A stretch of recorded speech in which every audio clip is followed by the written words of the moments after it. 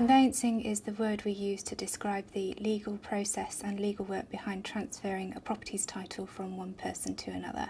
But it can also involve granting of a mortgage or a remortgage and various other aspects of transferring and dealing with property. The most common form of it to everybody is buying and selling of your own home. The co-op will investigate the title. They will request all the required searches for someone who's looking at buying a property to see what's going to affect how they own it.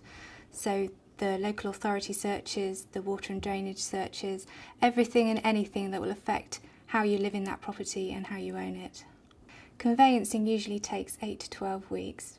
However, there are things that can affect that timeline.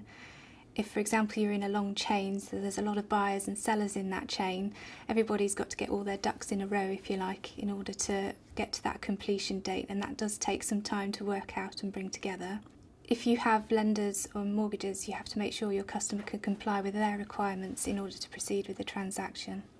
If it's a short chain, so if you've only got one buyer and one seller, it's a cash buyer, and there's no lenders or mortgages involved, then that could move pretty quickly.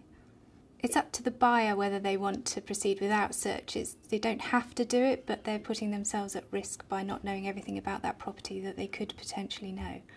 So you could refuse to issue a request for searches, have the cash ready, and it would move pretty quickly, provided the seller can leave the property quickly.